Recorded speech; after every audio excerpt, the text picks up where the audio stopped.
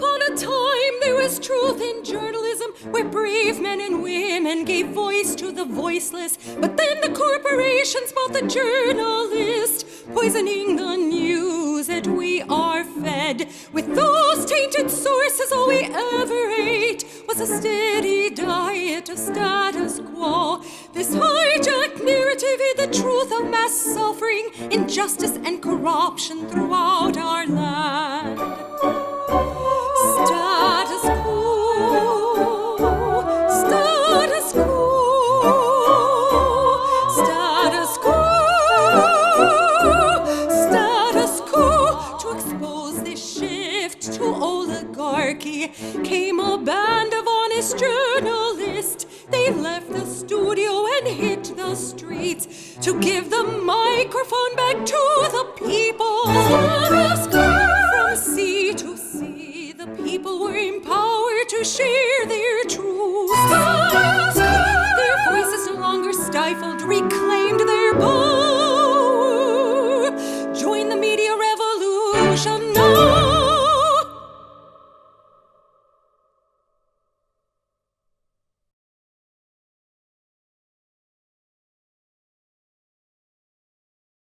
Hey there, Jordan Jardin, live Tuesday, June 23rd, 2020, joined by Jen Dyes. Jen, can you give us a little audio, see if the audio is working for the folks? Hey everyone, hope that you're all doing great. A little bit more than that. What'd you have for breakfast?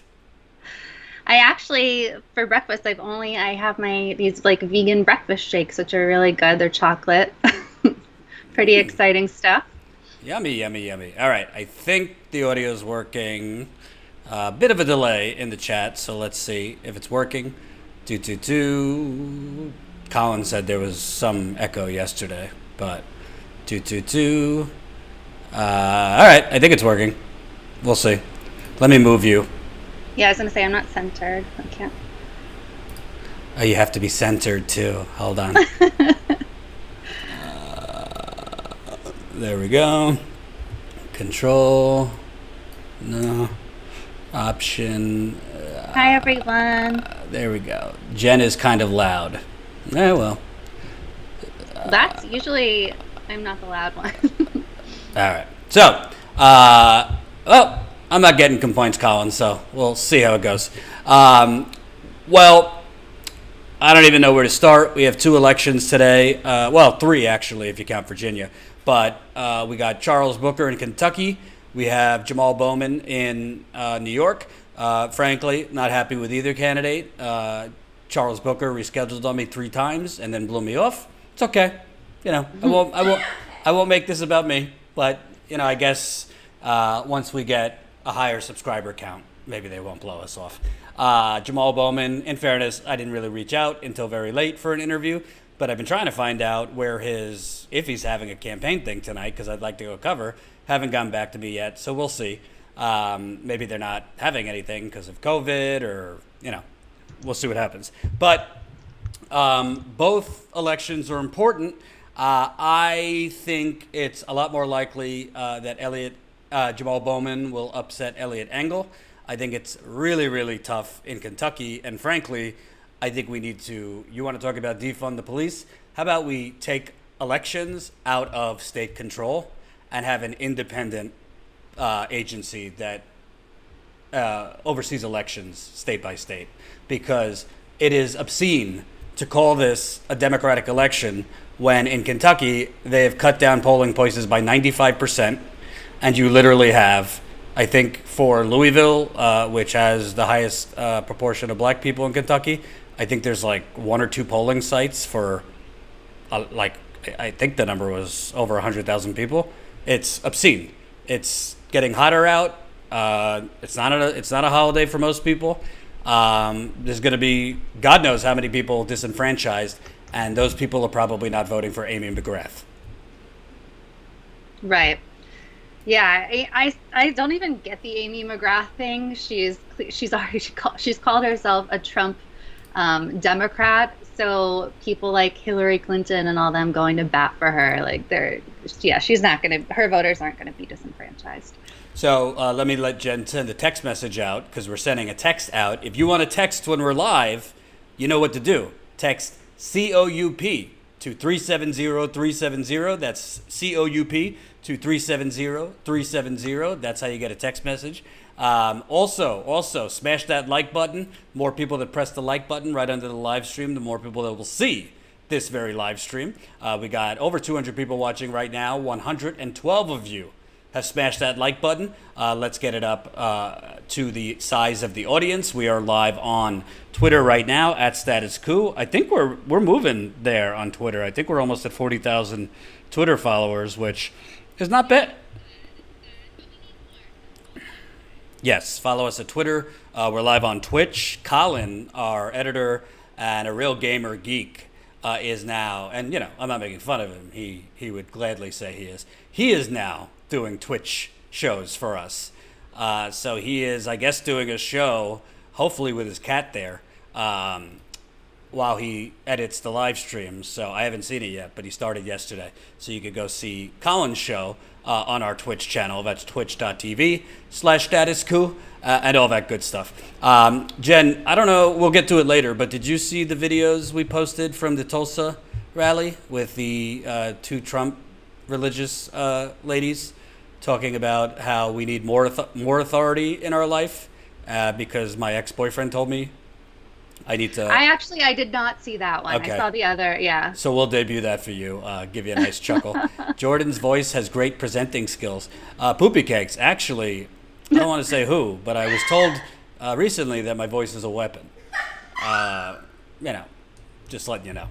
Anyway, so I want to start, and keep pressing that like button. By the way, it's a super chat. If you feel super, we just spent, what was it, Jen? $11,500 yesterday? Well, that was the bill. I think we got it. It was knocked down a little bit, but it was a hell of a lot of money. Yes. Just spent $11,500 yesterday. So be so kind. Give us a little shout in the GoFundMe today. The $11,500 is because LiveView apparently did not charge us for 4 months. I wasn't aware of that. And then decided to let us know they haven't been charging us. So between the new LiveView unit we got, as well as some overage charges we had. I don't know if you remember, but in California on Super Tuesday, I was live for like 6-7 hours. Apparently we went over our monthly data, which I wasn't aware of. So you live and you learn. But we got a lot of members that day while I was live on Super Tuesday. So it evens out. But keep it coming to the GoFundMe if you can. We definitely want to raise more money. We will discuss a little bit later, Jen, the road trip idea we have. And tomorrow we're doing a members call tomorrow night, 7:30 Eastern, 4:30 Pacific. So if you're not a Status Coup member yet, statuscoup.com/join. We're down to 1,785, so we have lost a good amount of members. So you could become a member for as low as $5 a month and get great perks like our members call, which is through Zoom, which we're doing our monthly one for June tomorrow, in addition to other bonus content. So I want to start with, people say first wave, second wave. I don't think we're out of the first wave yet. And Dr. Fauci's testimony today was highly disturbing if you care about getting out of this health disaster as well as economic disaster. I'll just read you the blurb. Anthony Fauci, the nation's top infectious disease expert, told House lawmakers that the nation is experiencing a disturbing surge of coronavirus infections as states reopen too quickly and without adequate plans for testing and tracing the contacts of those infected. In a break with President Trump, relentlessly positive assessments, I would say relentlessly delusional assessments, Fauci told the House committee, the picture is a, quote, mixed bag with some bright spots but many dark clouds. Some states like New York are doing very well, while others are very troublesome. Quote, the next couple of weeks are going to be critical in our ability to address those surges we are seeing in Florida, Texas, Arizona, and other states, Fauci said. If we look into those three states, COVID cases surged 25% just last week in Arizona, Florida, and Texas. And those are three states that, quote unquote, reopened relatively early into this. And Arizona in particular, where Trump is going today, I've read stories that they are running out of hospital beds pretty soon. So Arizona is kind of like where New York and New Jersey were a month and a half ago, basically. 25 U.S. states reported more new cases last week than the previous week, including 10 states that saw weekly new infections rise more than 50%, and 12 states that posted new records, according to the analysis of data from the COVID Tracking Project. Texas reported one of the largest rises in new cases at 24,000 for the week ending June 21st, an increase of 84% from the previous week. The number of COVID-19 tests that came back positive in the state rose to 10% from 7%. Fauci also said that he expected the death rate. Here we go. While deaths from the virus have been dropping over the past few days, Fauci added, it is too soon to tell whether the numbers mean anything, saying that, quote, deaths always lag considerably behind cases. The hearing comes as the U.S. accounted for 20% of all new cases. And I don't know if you saw this, Jen, but cancel your trip to Italy or anywhere you want to go, because the European Union is now signaling that they're not letting Americans in the European Union because we have basically had a disastrous response to this. Thank you, Poopy Cakes, £2 in the super chat. Feeling super too. I'm glad you're feeling super. David Massell, $2, I think. I feel super. Thanks for asking. We're glad you feel super. Keep it coming in the super chat. So, Jen, all of this, obviously the health ramifications are number one. All of this is coming. We're less than a month before these temporary economic measures, unemployment, the $1,200 check that went out the door pretty much right when everyone got it. But specifically the unemployment, which, as we're seeing in 8-hour lines in Kentucky and other places, a lot of people haven't even gotten that unemployment. But there are studies showing that the unemployment and the $1,200 check actually, for once in America, helped reduce the poverty rate. Let me get that.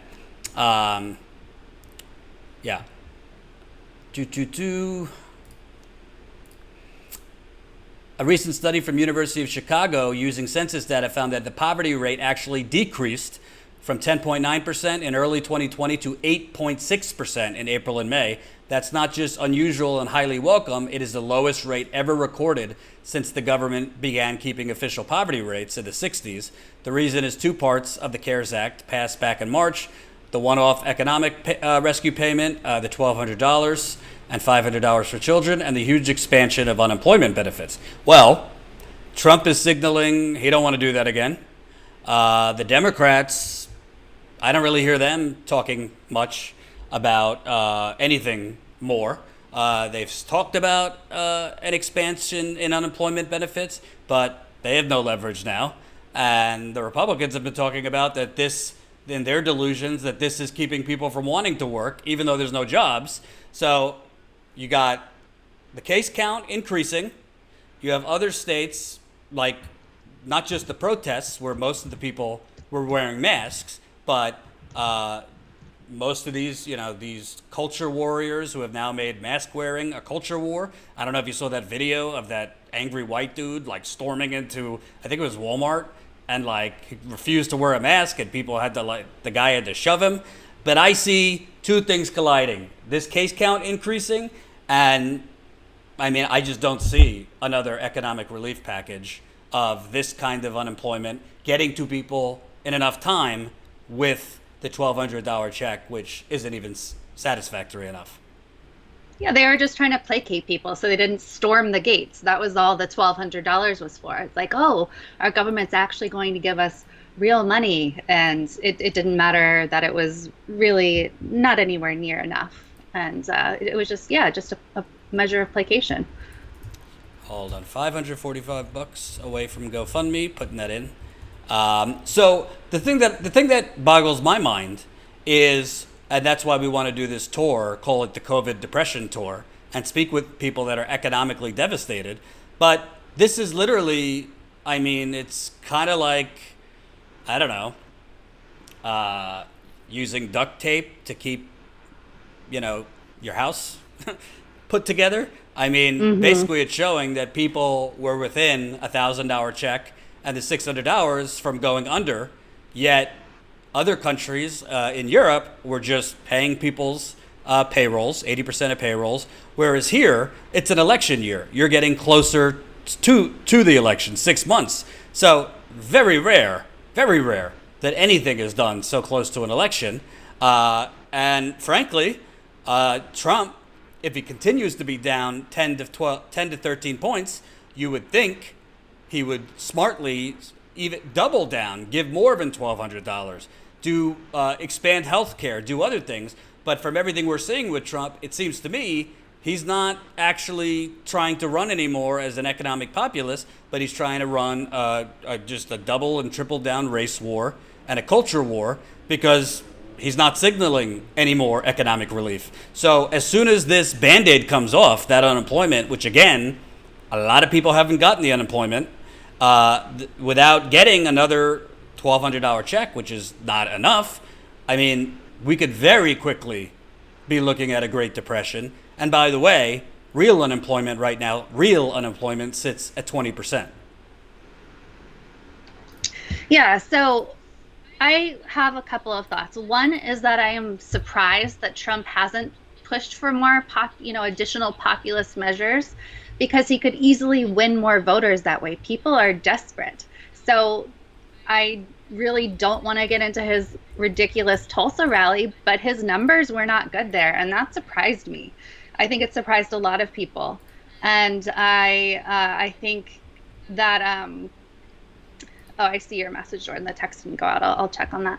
Yeah, so I don't know if the enthusiasm is still there for Trump, which I always thought it was, until the Tulsa rally and until his numbers were nowhere near they thought they would be. He was on, of course he lies all the time, but he was on TV saying, oh, there are 1 million people RSVP'd, and now they're saying that TikTok teens and K-pop stans booked up a bunch of those tickets. But even so, if Trump wants to win voters and to get that excitement going, he needs to do something. But it doesn't look like he's going to, and I don't see why, because the Democrats aren't going to do it, and people are very easily swayed. Even if it's just another $1,200 check, that's going to win some votes. I also think there's another element. So you have the case count going up right now, this Band-Aid coming off, which is the $1,200 check and the unemployment, but you also have the eviction moratorium starting to peel back in New York, June 20th. So it already passed. If you can't, quote unquote, prove that you have been economically harmed by COVID, and you don't pay your backlog, because it's not like the rent was canceled. If you don't pay your backlog, you're going to housing court. And as you know, housing court is usually preferable to landlords, at least in New York. I don't know about everywhere else. So in New York and other places, technically you have till August 20th if you could prove you were fired or something like that. But what if your hours got cut? What if you've been asked to take a pay cut, which a lot of people have? Does that constitute enough of a reason not to pay your rent?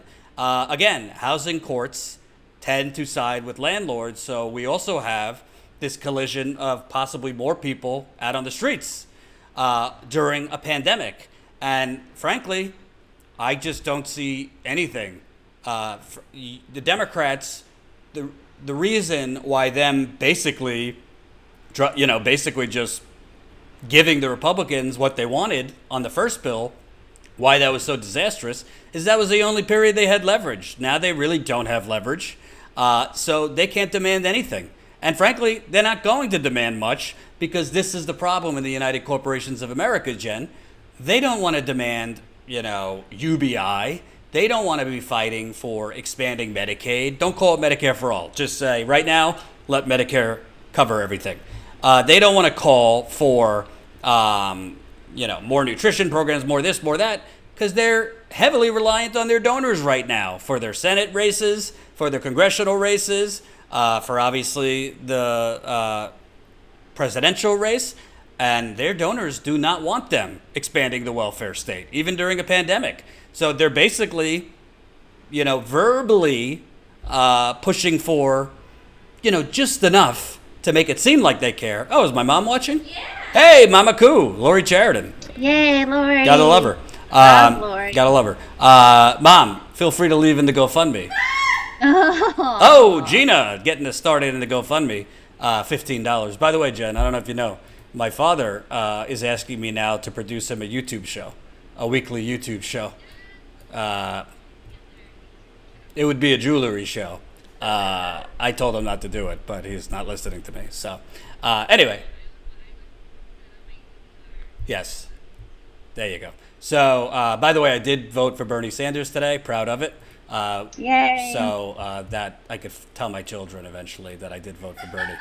So thank you, Gina, for the GoFundMe. So bottom line, this all is happening very quickly, very quickly. I mean, you could be looking at a catastrophe the unemployment, all that stuff is running out in a little over a month.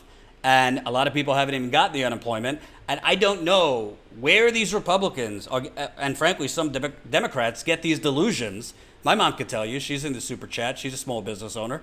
Like reopening the economy, a lot of the businesses are not coming back. A lot of the businesses, if they come back, are coming back with way less staff. A lot of the businesses, in business, you kind of need something called consumers.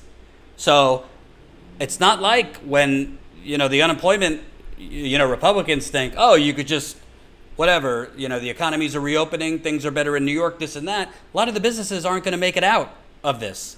And the ones that are honestly going to have to, when they see that customer, it's different in New York City, but in other places, you're not going to have enough customers to even meet overhead in some of these places. So either you're going to do a lot more, meaning just do what Bernie, Rashida Tlaib, you want to throw in Kamala Harris and Ed Markey since they jumped on that bill, $2,000 a month until this is over, $4,000 for married couples, a little bit more per child, immediate income. And guess what? I don't want to hear how you're going to pay for it because we paid for it. We wrote a $6 trillion bill like that for Boeing and all these corporations like that. We have the money. So this facade, and Stephanie Kelton writes it in her new book, The Deficit Myth, the money is there. They're choosing not to spend the money. Your thoughts? You're completely right that it always goes back to the donors. The Democrats, they put on a good face and they're supposed to be the ones for the people, yet they are not being for the people. Apart from the few names that you mentioned, they're not pushing for this. And it's most likely just not going to happen because the donors don't want it to happen. And people are so asleep in this country that they don't even realize that we do have the money. They don't bat an eye when it goes to defense contractors. They don't bat an eye when, the $6 trillion is there, but somehow we only get $1,200. So people just, take what's given to them and they don't demand more. As we talked about earlier on, the $1,200, people would have been storming the gates without that. Like, we can't have this pandemic and everyone losing their jobs and not get anything. So here's a little bit, here's a few cents. And go about your business, live your lives, and that's all you get. And people are fine with that. People then go back to sleep and don't fight in this country. By the way, totally going back to a different subject, I was wrong. Do you know how many polling places there are in Louisville, Kentucky? For how many people? There is one polling place for 600,000 people in Louisville, Kentucky. And you want to call this an election? Give me a break. Hey, totally agree. I don't even think we should be having in-person elections right now due to COVID. Kentucky is a place and expect turnout. And obviously that's going to disproportionately harm Charles Booker. So, Chuck Schumer and the Democratic establishment will get its way.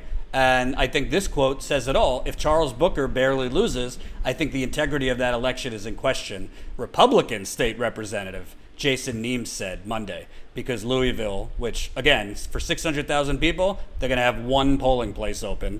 Louisville is heavily African-American in Kentucky.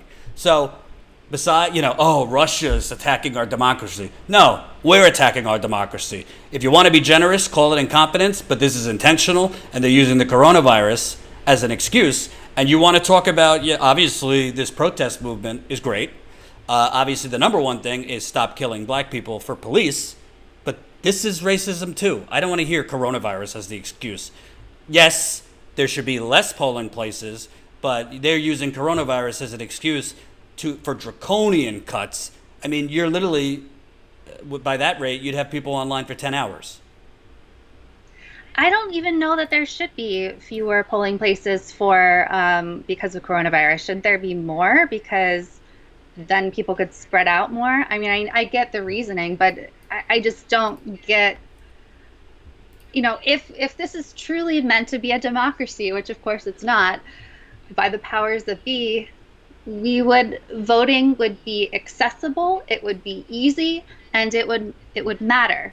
And of course, voting does matter, but they make it so that the votes, people can't vote. They suppress the vote. They make sure that those marginalized groups are disenfranchised so that in the end, they get the result that they want for the most part. Of course, people didn't want Trump to win, the powers that be, but they've gotten him to toe the line. So it's really discouraging, really disappointing. And you're completely right that it is going to affect Charles Booker. It's not going to affect Amy McGrath and her wealthy white voters. It's going to affect Booker, who was surging, who got all those great endorsements. I don't know what New York is looking like today, but I'm worried that it's voting, that Jamal Bowman's going to be disenfranchised too, that his voters will be disenfranchised because he got even, didn't he get the New York Times nod, which really shocked me. Yeah, he did. So we'll see if that matters. I think in New York, really what it comes down to is, again, how long you have to wait. Because New York also has had, I retweeted an image, particularly I think it was in the Bronx, with hours. I mean, it's 86 degrees out. And people, not everybody is out of work. So, we could get into this should be a national holiday, but I digress. So we'll see. I think Bowman has a better shot than Booker, frankly, because they are suppression on steroids right now in Kentucky. By the way, we got 420 people watching right now, so spoke your doobie and press that like button, baby. The more people that press the like button, the more people that will see this live stream. It's the thumbs up button right under the live stream. If you don't like me, press the like button for Jen. It makes a big makes a big difference. Again, we just had a massive bill for our live view. Yes. So definitely, if you can, drop us some love in the GoFundMe. We're now $520 away from $110,000. Just remarkable. Let me give you some. I always like to remind people that we don't have that amount of money in the bank. This GoFundMe has been going on for 2 years, almost 2 years, and it's been spent on cross-country travel equipment for a startup. So we'd have nothing like that in the bank. And we're going on what's going to be an amazing trip, coronavirus and the economy. I'm not sure. Jordan always gives things like a great name, so I'm not sure what the name of this trip will be. Yeah. But we definitely need your support and help. GoFundMe.com/status-coup-news. Every amount. And thanks, Robert. $5 in the super chat. We had a landlord get fined here in Sacramento for trying to illegally evict tenants. Robert, are you sure? Is Sacramento in the United States? I've never heard of such ethical things going on. I'm glad to hear that there's some ethics in Sacramento. I didn't know that. But that's good that landlord got fined. I've been hearing otherwise elsewhere. Ben Riley, $2. News on Robert Fuller. If you watched us yesterday, I had Tina on. She's been doing great reporting for us, which you've been paying for, by the way. So right now, quote unquote, they're investigating, air quotes, but we have found their investigation is not worth the paper it's written on. They took 8 days after Robert Fuller was found hung to even look through a lot of the surrounding businesses' camera footage. We still don't know why they declared it a suicide. There has been no autopsy result released. So the news is we're on hold. But Tina is investigating it every day. So when there is news, we'll let you know. So to put a wrap in this, to me, part of the problem here is you have all these cases are going up. Meanwhile, these dates are coming where unemployment's going to be rolled back, evictions are going to be rolled back, all this, but the media is not covering it like that anymore. The media is basically back to covering the stupid things Trump says and does versus Biden and the horse race. So we're not actually getting coverage of like the very real, I would say, silent depression. Because I'm getting a lot of messages from people that tell me like I'm getting laid off, I have no money, I'm like going through my savings right now, but it's running out, things like that. So I really think, I mean, when you have real unemployment number that's 20%, when you have most people have already spent the money that's been given to them by the government, and they have no certainty in the next 30 days whether they're going to get any more relief and no job prospects. I mean, you try looking for a job right now. It's a nightmare to look for a job. Even when the businesses that are open, they're not exactly like expanding right now. So I think we're on the precipice of a big disaster. And frankly, I'm a little surprised by Trump because he usually has good political instincts. He's not doing anything to capitalize or act like a populist, even though we know he's not. And it just seems to me, yes, we'll see what happens in the elections right now. The Democrats aren't going to do anything because they have no leverage and they weren't even trying to do anything real. The Republicans think we did too much.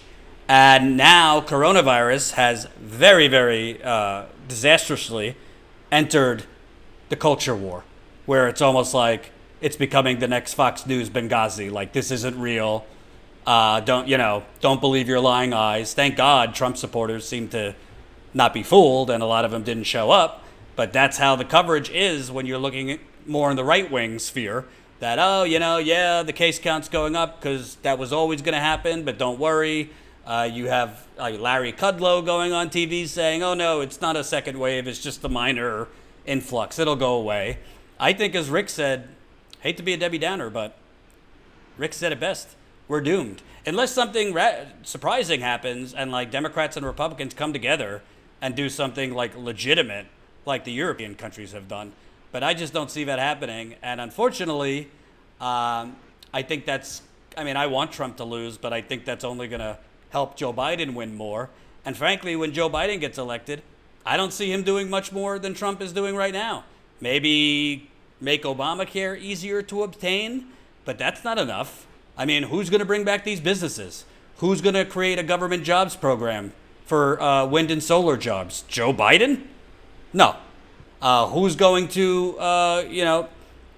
who's going to give people their retirement and savings back that a dent has been put in? Joe Biden? So I think we're screwed either way, probably more with Trump, but it's not looking good, Jennifer. It is certainly not looking good. No matter who wins, nothing exceptionally good is going to happen for this country. Biden will do a little bit just to keep a good face on Democrats. And Trump, I think wants to win again just for his ego. I think he, in my mind, he is one of, if not the best PR and marketing person on the planet.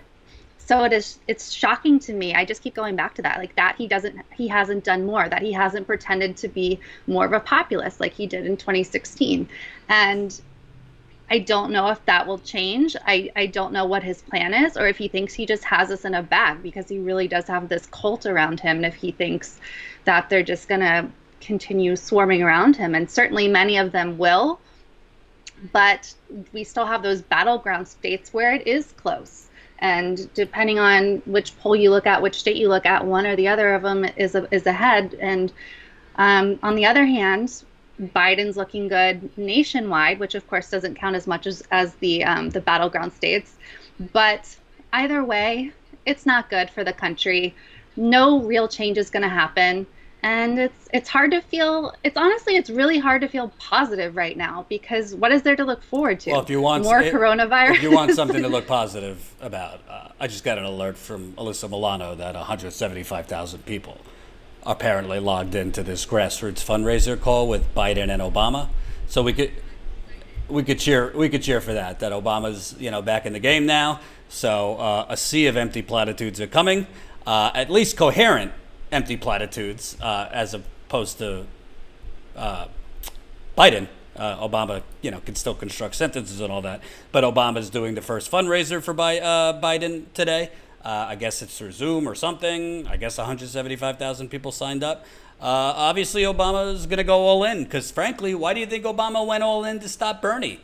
Because Obama, selfishly, wants his legacy of a Republican healthcare plan saved, and incrementalism and mealy mouth, neoliberalism saved, and he knows Joe Biden's the guy to do that. And frankly, if we want to compare and contrast for you historians in the audience, they say Dick Cheney was the most influential, powerful vice president ever. I say for the worst.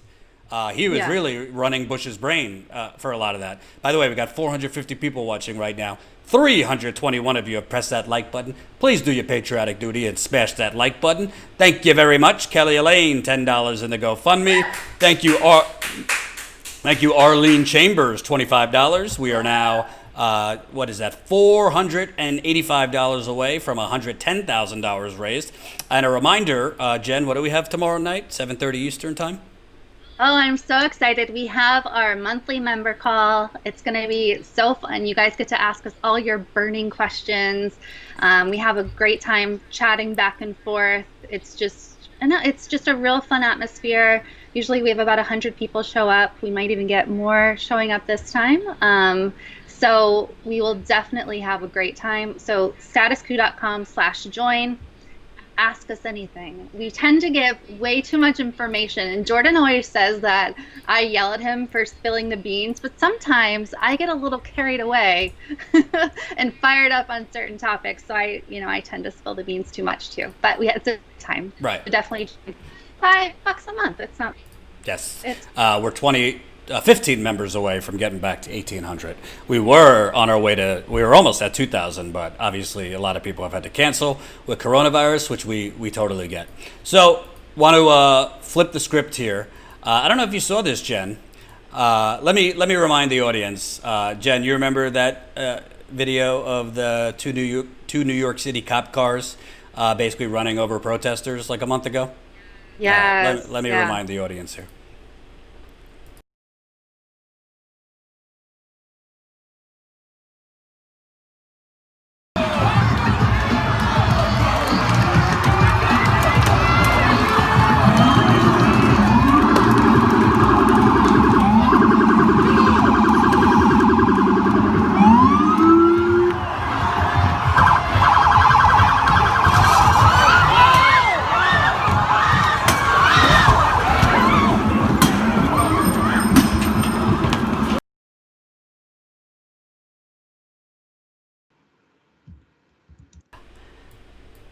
So survey says from the NYPD police chief or commissioner, officers who drove into protesters did not violate the use of force policy. That's correct. The New York Police Department commissioner on Monday defended the officers who drove into an anti-police brutality protest late last month, saying they did not violate the department's use of force policy. Commissioner Dermot Shea testified in an open online public hearing on the police response to the George Floyd protest. Our Internal Affairs Bureau, which, by the way, is just police investigating police, it shouldn't be a thing. So whenever you hear Internal Affairs Bureau, that just means police covering for police, investigated this information. In preliminary, we have an accounting of that incident where we have officers in a situation where they're essentially being penned in by protesters. So in that particular instance, is it your testimony that the police car was an appropriate use of force? The Attorney General of New York asked the commissioner, quote, "I'm not saying that the police car was used as force. No, it was just a gentle tap. The officers were set upon and attacked, and thankfully they were able to get out of the situation with, to my knowledge, no injuries to anyone." By the way, this is after, I believe in Oakland, police shot at a Latino. We have to cover this. I got to get more information. And then were shown deleting the video camera footage around there. But what's remarkable, okay, benefit of the doubt, you want to say there's protesters crowding a police car and he asked for backup? Okay.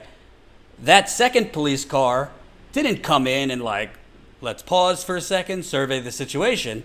That second police car came in and within 5 seconds just kept driving and running to run over I don't know, looked like a couple dozen protesters. So it doesn't seem to me like there was any thought, how do we de-escalate that? Maybe we could get on the megaphone that you could hear out of police cars, say, we'd like to get out of the car and speak with you. There was none of that. It was one police officer surrounded by these protesters, which I could understand from their point of view might seem intimidating, but that second police officer, that's not a use of force. You could seriously injure or kill someone driving at 5 miles an hour while they're just standing there. And this is what we're dealing with because those police officers, they haven't been fired. They're not going to be criminally charged. And you got a Democratic mayor who basically allows this stuff and gives a lot of platitudes. In other cities, we've seen some police fired and charged. But what's going to happen in 6 months when, frankly, there's not going to be protests every day? There's going to be another big story, and it'll be back to business. That's what these folks are waiting for, just for this to dissipate. You think Chase Bank has on their window Black Lives Matter? You think they're going to stop in a few months charging higher mortgage rates for black people? You think these banks and Amazon and all these corporations that part of their business practice is exploiting black and brown people and indigenous people? You think once this is less of a everyday story? So it's just unbelievable to me that the police chief and the mayor is essentially letting this stand. Just say, no, it's not a use of force to mow down with your car protesters. So much has happened in the last month that is kind of dividing people's attention at the same time that people are coming together in a really big way for these protests. How many people, I'm all over the news, looking at the news constantly. I didn't even see that story, that update on, use of force or lack thereof, according to them. So how many people are not going to see this? It's going to be swept under the rug. The protests are unfortunately starting to die down because people have, lives, people have things to do. These police, forces are investigating themselves, declaring themselves totally fine and okay. They still haven't arrested the cops who killed Breonna Taylor. So there's so much going on. It's hard for people to keep up, even people who make it a point to keep up. And then you have these corporations like Jordan, you just mentioned Chase Bank. Well, they have Black Lives Matter all over their windows. That's what you see. I've been in DC, as you guys know, and all over these corporate windows are Black Lives Matter posters. These Band-Aid brand has put out, as they should have long ago, different skin-toned bandages.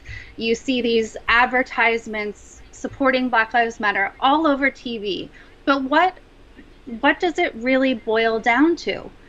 These corporations, for their profit margins, have to support Black Lives Matter right now. But once you have corporations who are purporting to be on your side, is real change happening? No, it doesn't seem like it. And when you have stories like this that come out, and when it's clearly an abuse of power for police officers to literally run over protesters, but no one gets in trouble for it, and no one even notices that they're not getting in trouble for it, what's going to happen next? I have to say, I'm not an activist, I'm not a protester. I've been covering these protests. I very much support these protests, and it breaks my heart that they are starting to die down. And in a month from now, where are we going to be? And these cases will continue to get swept under the rug. And when is real change going to happen? I think we should give a behind the scenes of your frustration from the weekend, shall we? So that's a good idea. I mean, let's just call it what it is. Sometimes activists and protesters, not maliciously, they play up things like it's the next coming of Moses taking, the Egyptians out of the desert. You got to be there. It's going to be massive. You show up, and there's nobody there. Jen, what was your expectations for the past weekend? Yeah, and I want to make sure that everybody knows I'm not blaming activists. I'm not crapping on the movement or anything like that. But as someone who wants real change, I am disappointed. So I've been keeping a really close eye on what's been going on in DC with the protests ever since the protests started about a month ago. I'm sorry to interrupt you, but I have to give you the breaking news that this Biden fundraiser with Obama has now raised $7.6 million. I think tonight? No, it's going on right now. So Biden is doing a virtual fundraiser with Obama. I guess that's the grassroots one. So 170,000 online donors have given 7.6 million, and behind closed doors tonight at the high dollar virtual fundraiser, attendees are expected to give $100,000 each. So, what do they call restore the soul of the nation? $100,000 each tonight to attend. Sorry, just letting people know the plutocracy is alive and well. Wait, what do you mean to each? How could they give 100,000 each? Tonight they're having a virtual fundraiser, Obama and Biden, with basically Wall Street fuckers, fossil fuckers, healthcare fuckers, all the fuckers, and to attend, you have to pay $100,000. Anyway, just giving real time updates. Anyway, go back to DC. Keeping up with everything, been going back and forth to DC. You guys know what happened when things first started going down, when the cops lost their minds or being really violent. You guys know all of that. So some of the organizers, the people planning these protests, had this huge plan for Juneteenth weekend. They planned it for the entire weekend. It was so planned out and so many things happening that I booked a hotel for 3 nights like in advance, because I was afraid that there weren't going to be hotel rooms, because things in DC are really kind of closed down. I don't think they can be at full capacity. So I booked a hotel room for 3 nights thinking, okay, I definitely want to be there to cover this. This is going to be huge. People are going to be coming in from out of town. They had plans for basically a general strike, and that was even not that, Black Lives Matter protest is obviously, as a progressive, very exciting to me, and as someone who cares very much about the Black Lives Matter goals, I thought that was wonderful. But to tack on a general strike on top of that, Jordan's talked about it. That's what we need, because this isn't just about racism. It's also economic. It's also classist. So they had plans to shut down the city. They had plans to shut down businesses, shut down highways. They had plans to stop DC from functioning for Juneteenth. So I, as a journalist, was on top of this. I was going to be there. I was going to make sure to cover this top to bottom. Very excited as a person and as a journalist. So I got there, and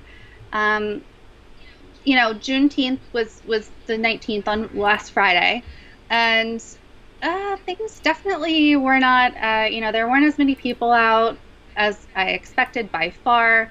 And I was helping do the super chat and things like that because Jordan was covering Juneteenth celebrations in New York City. So I was like, okay, things will kind of get pumped up more at nighttime. Maybe that's when things will really start happening. So I get out there, and not really. I mean, it was kind of just like a block party, which is fine and great. And Juneteenth is a celebration, but it wasn't. They certainly weren't shutting DC down.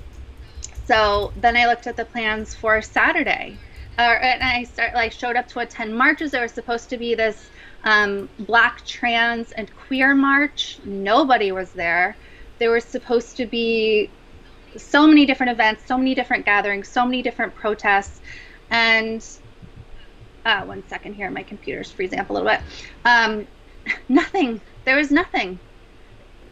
It was really just a block party all weekend.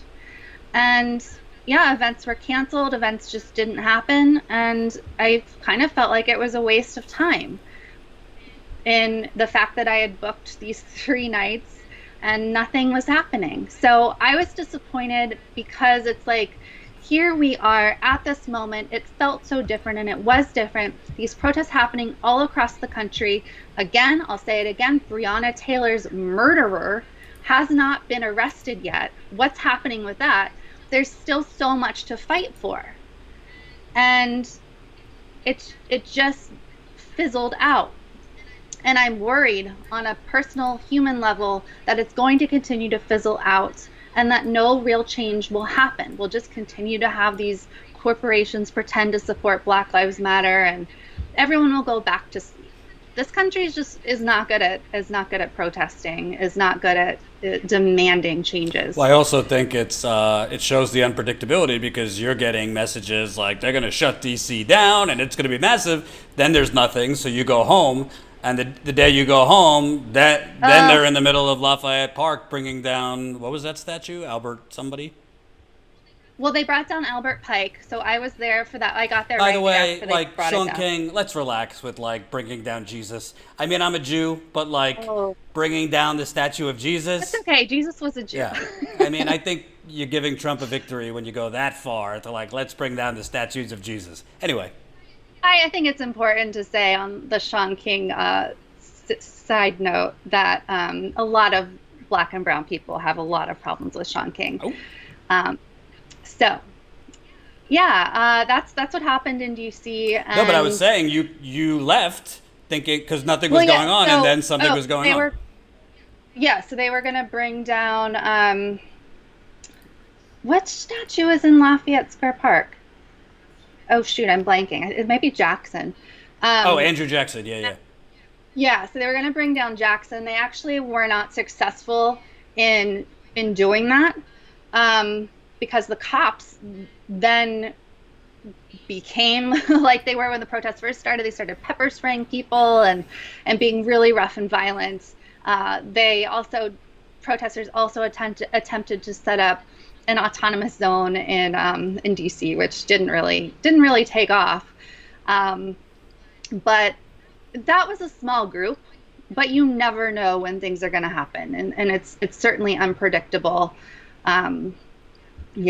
So I want this to mean real change as a human, and it's just not being sustained right now. Right. Catherine Garrett, $10 in the super chat. Thanks, Catherine. Connie Pazares, $5. Appreciate it, Connie. Ginagal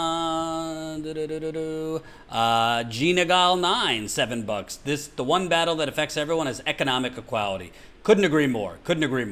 And the GoFundMe. Thank you, Lawrence Johnson. $10 in the GoFundMe. We are now $475 away. $475 away from $110,000 raised.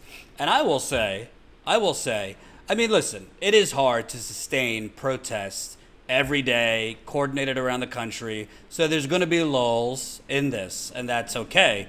What I think is the issue, and again, I always try to, disclaimer, definitely not trying to be a white guy telling black people how to run a protest movement for Right. black rights. So obviously I'm just here to cover it. But to me, if you don't hit the oligarchy, and when I say the oligarchy, I'm talking the government, the politicians, the corporations, the media, all of them are attached at the hip, and it's a revolving door. If you don't make them have economic consequences, then it's just a protest that they're going to wait out. That's what the fossil fuel companies did in Standing Rock, and that's what generally corporations and government do, because they just expect protest movements to fizzle out, and they take painstaking efforts to divide and conquer protest movements. We just saw it, by the way, in the CHOP or Chaz. Thank God I didn't book a flight out there. Remember I said I don't know if it's going to be there by the time I get there. So that has now been it's being slowly dismantled.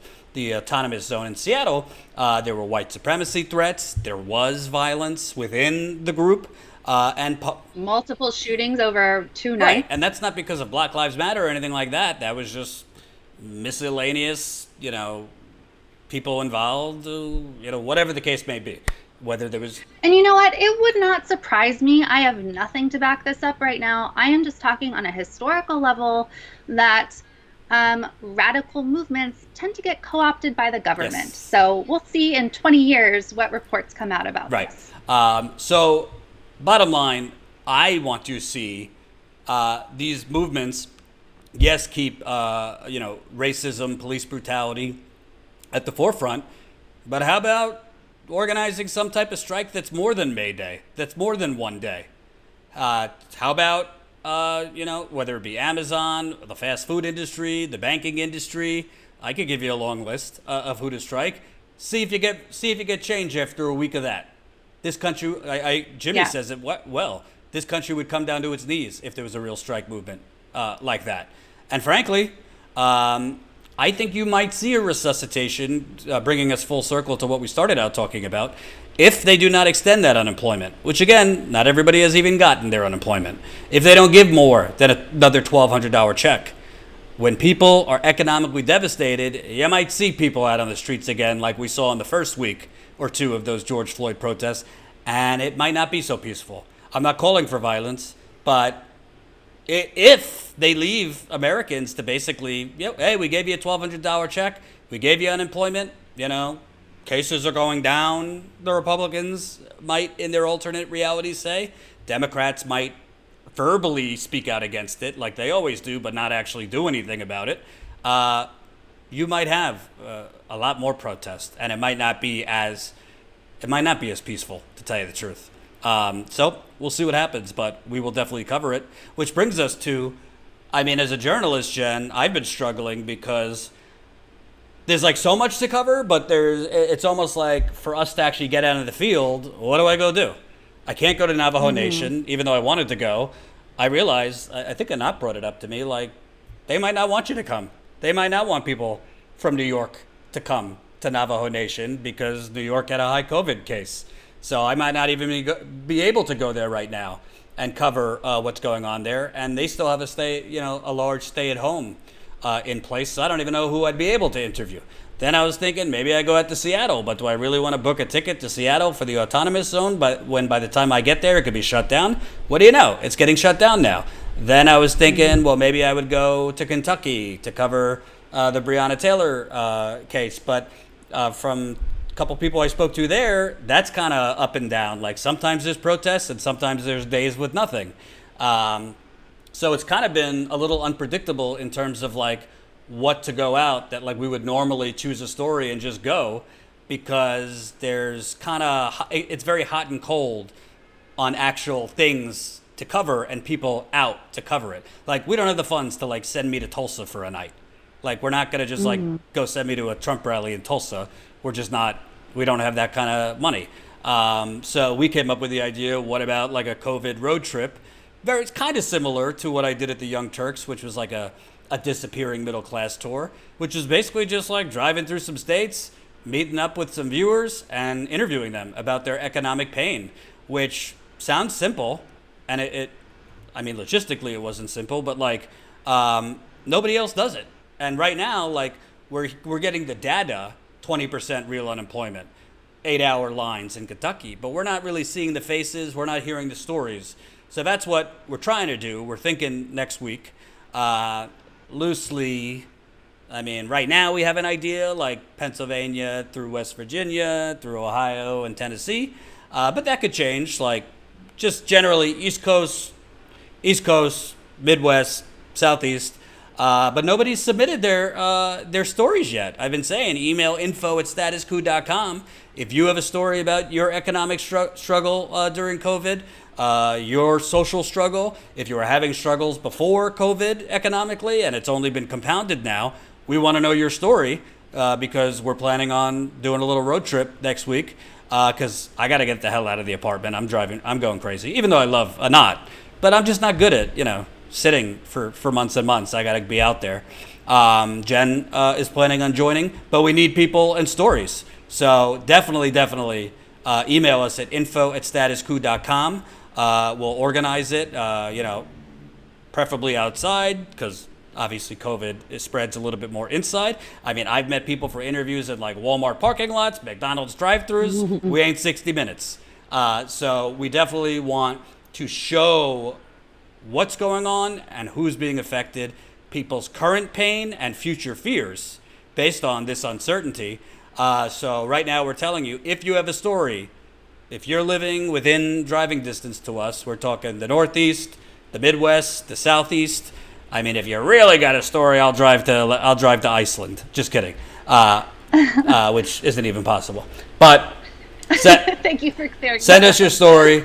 Send us your story. info@statuscoup.com because we want to get out there. Jen, am I telling it right? Or what else do you think this trip could accomplish? Yeah, for sure. No, so if you guys live in those states that Jordan mentioned or around there, you know, Pennsylvania, West Virginia, Ohio, Kentucky, North Carolina. Can't remember the other states.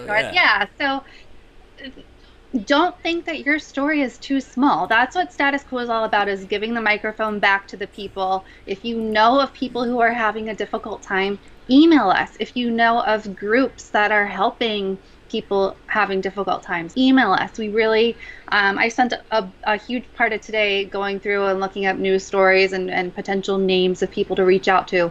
But this is about you, the viewers, and real people out there. So info@statuscoup.com. Two things. Make sure you're not contagious, Jordan. I'm debating this myself. I got a COVID test 2 weeks ago, so I was negative. Who knows what's happened since then, but I don't have any symptoms. So all we could do is wear a mask and, you know, socially distance and all those things. But I do not believe I'm carrying it right now. Somebody said, make sure you're not driving and not crazy. I don't think, am I driving you crazy? Maybe what I eat. Maybe what I eat. Maybe what I eat. I think it's an empanada kind of night. I haven't had empanada mama in a long time. You said that just to make her react. Yeah. Status Coup, hi Anat. I just want to confirm the members' call is tomorrow. It is tomorrow night, 7:30 Eastern time. We were going to do it tonight, but I forgot it was election night, so we don't want to do a members' call with election returns coming in. Depending on the news, maybe I'll go live again, depending on what the news is. So definitely, we can't do a road trip interviewing ourselves. So if you're living on the East Coast, Midwest, Southeast, let us know what your story is. info@statuscoup.com. info@statuscoup.com. We're borrowing Mama Chariton's car. It's going to be a fun time. I want to interview as many people as possible. Jen will be interviewing people. Jamal will be live for a lot of it. So that is the plan. Is California a little too far away for Jordan's road trip? Robert, I love you, but I've had two back surgeries in 2.5 years. We're not doing cross country yet. When I feel it's a little better to fly, I'll come to California again. But hey, the story. I think the stories are pretty much endless, and we're, unlike others, we want to get out of our little studios and come directly to the people. But we need the stories to do it. And of course, that's why we're trying to grow this GoFundMe. Jen, you could also add in, we've been spending a little bit more money on advertising recently to try and boost up, get us more exposure since YouTube is crushing us. So part of the GoFundMe money has been spent on advertising, boosting our Twitter, our Twitter ads, our Twitter page, so it could be seen more. We are growing a little bit faster on YouTube because of this advertising, as well as the protest coverage. So don't think your money's not only going towards like travel, it's also going so we could actually get our name out there more. Yeah, and that's what we have to do as a small upstart company is advertise and get our name out there and let people know that we exist. People are always shocked and excited when they find out that we exist. So that's definitely part of where that money goes, is boosting our exposure, and getting out in the field helps boost that exposure because we're doing stuff that nobody else is. And even though, you know, in these places that we're going to, Pennsylvania and Kentucky and wherever, I keep forgetting all the states, West Virginia, we aren't going where there will be other cameras. We're not just chasing after stories that are already out there and being covered on CNN, but we're covering the real stories that nobody else is. We're, again, giving the microphone back to the people. So that's where the money goes. Advertising and real coverage that makes a difference. So it definitely helps. GoFundMe.com/status-coup-news at any amount. We also have a PayPal, paypal.me/statuscoup, and GoFundMe's help too. And by the way, I'm looking at my info@statuscoup.com email right now. I haven't seen one viewer send it a story. So, no, I haven't seen one viewer yet send it a story. So we need your stories. Email us, info@statuscoup.com if you want to be interviewed as part of our COVID road trip. We'll come up with a better name than that because we don't want to make you think we're actually going on the road to give you COVID. So we'll come up with a better name. But yeah, we need some better branding. Send your story to info@statuscoup.com. And the last thing I want to cover today, Jen, speaking of injustices and pandemics, over 6 years later, former Michigan Governor Rick Snyder is finally going to have to testify in the Flint water case. This is the Flint water civil case, not criminal, because in America, you could be the governor presiding over poisoning a whole community and not be charged criminally with anything. So civilly, after he and his criminal team, which, by the way, the state of Michigan's taxpayers paid for tens of millions of dollars for Rick Snyder, the former governor of Michigan's defense lawyers and defense bills, he's finally going to have to testify on Thursday, June 25th. Snyder is scheduled to be back in the hot seat, deposed in civil lawsuits and facing questions not about his responsibility for the contamination of Flint water, but what others, including members of his cabinet, knew and what they did or did not prevent. Snyder is scheduled to be deposed at an online conference not open to the public by a collection of attorneys representing Flint residents, possibly the city itself, and former consultants like Veolia North America and one of the world's largest utilities companies and a former city consultant. The deposition is the result of a U.S. Court of Appeals ruling earlier this month that required Snyder to sit for the deposition with one exception: questions that pertain to the remaining charge against him in cases brought by residents who say the former governor violated their bodily integrity by exposing them to lead-contaminated water and hiding what he knew about it. That privilege exists because Snyder has yet to exhaust all his appeals of earlier federal court rulings that have said he's not protected from facing the charge because of governmental immunity. Quote, "The testimony is potentially a big deal, but it all depends on what Snyder knows," said Christopher G. Hastings, a professor at Western Michigan University's Cooley School of Law. When someone tries this hard to keep from telling folks what he knows, you kind of have to wonder what it is that's being hidden. In English, Snyder and his lawyers have been fighting for 5 years now that he obviously isn't criminally liable, but that he wouldn't be on the hook for any civil charges. And so far, he has successfully avoided having to testify, even in civil matters. Well, that has gone away.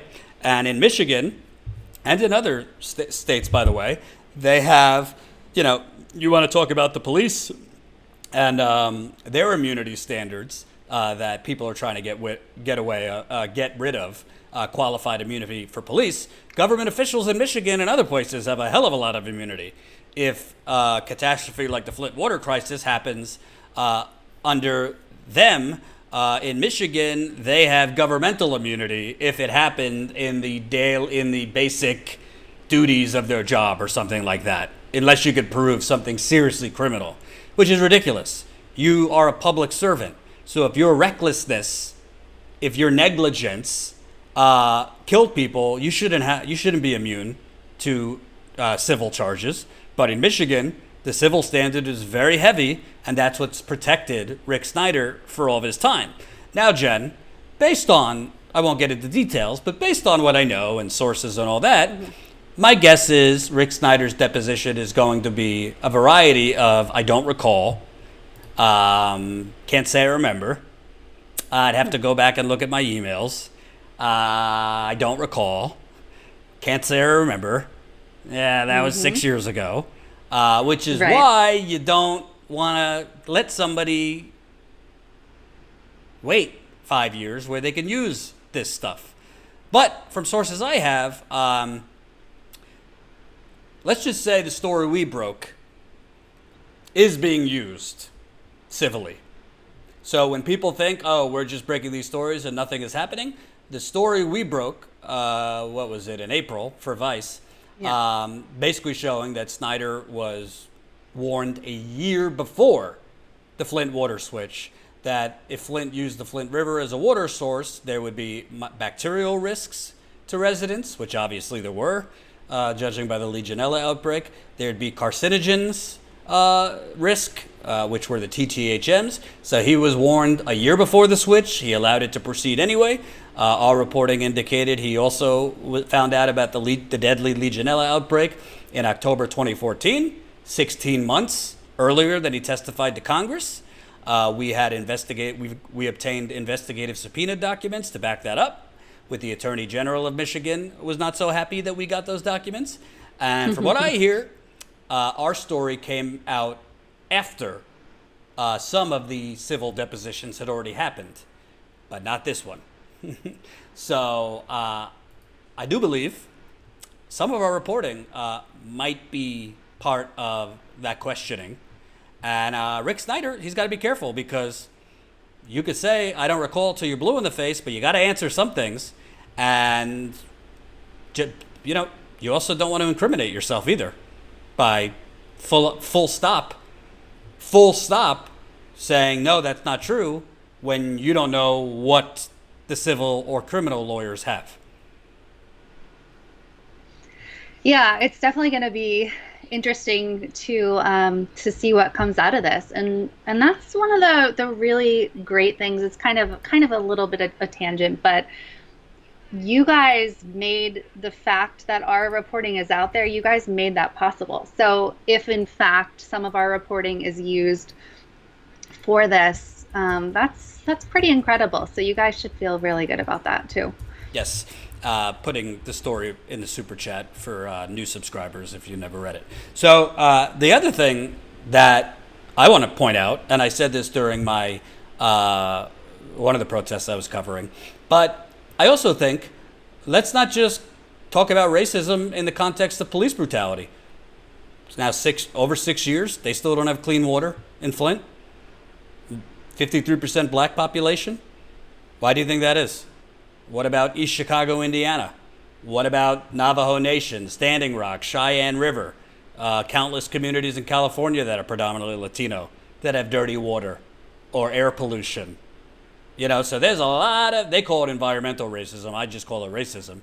But there's a whole lot of racism that we're not hearing a reckoning about.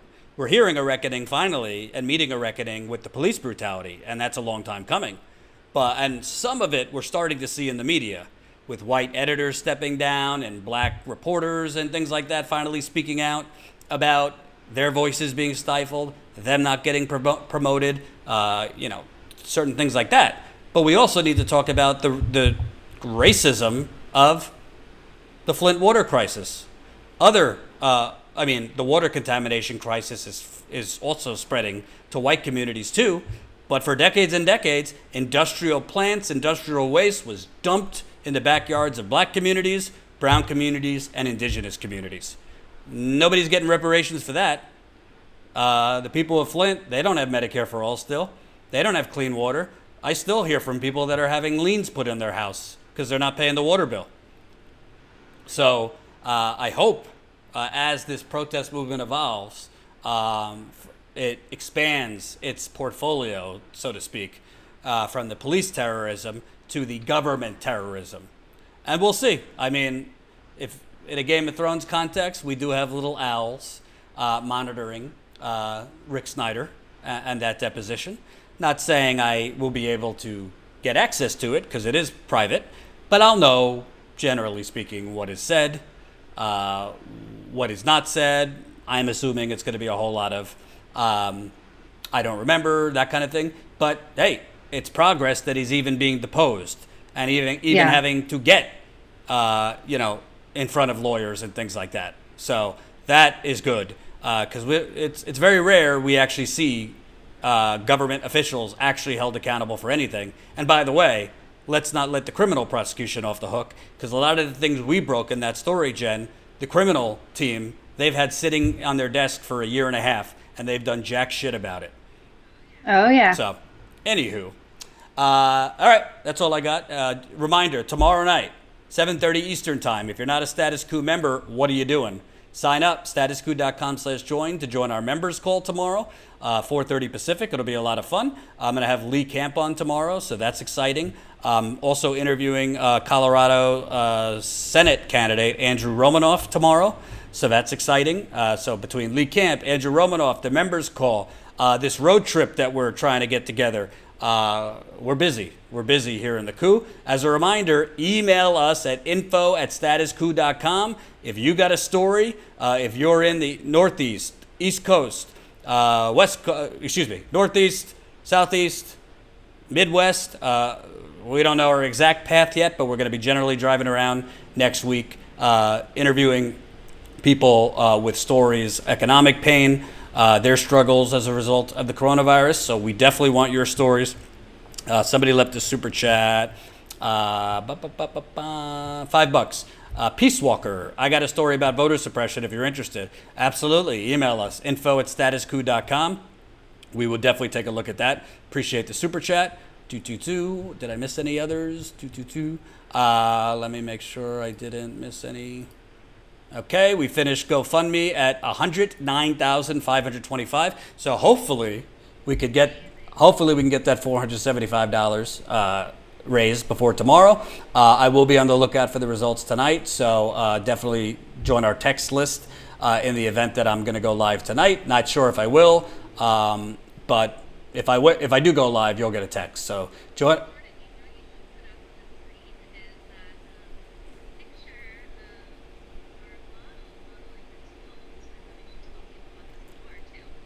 Our model modeling the tote. Oh, I don't have the picture. I'd have to find that tweet. Hold on, let me find the tweet. Give it a little setup.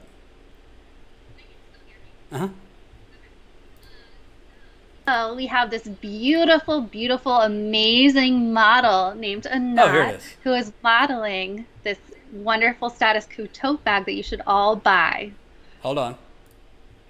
Look at that. No, it's the one flag. Status Coup tote bag right there. We definitely should plug our store more. So let me take you through our store for your summer swag. You could get a Status Coup shirt. You know, people do want Status Coup hats. We got to figure out a way, because I know that this store makes it a pain in the ass to do hats. But if you go to statuscoup.com, click on store at the top. Hold on, I went too fast. So statuscoup.com, we're not saying it's a work of art, the website, but eventually we're just going to burn it down and do it all over again. If you didn't read my story yesterday, by the way, this is my story on the Bernie campaign. If you could drop that in the super chat, Jen. So click on store, and that will bring you to our store where you could get a nice Status Coup tee, tote bag, pillow, mug for your coffee, tea, or other liquids, a hoodie, a beach towel, tank top, phone cover I think they have. What else? Yoga pants or workout pants. Here's the phone cover. Jen, we got to get hats though. That's what everyone wants. Up our ability to sell hats. It's like a complicated graphical thing that I'll have to see if Colin can do, because I can't. Okay, do it. so we can do hats though. Yeah, and not those ugly ones that you did last time. Well, so the one that you have, I got in a mall. The ugly ones came from like Redbubble or something. So we'll have to order a sample to see if we like the Teespring. Hizzle wants a Status Coup mask. Yes, that would be cool. So we'll work on that too. All right. Thanks, everybody. Join our text list. Not sure if I'll be live tonight. We'll monitor the results. If not, I'll definitely be live tomorrow, normal time, 4:30 Eastern time. Bye-bye.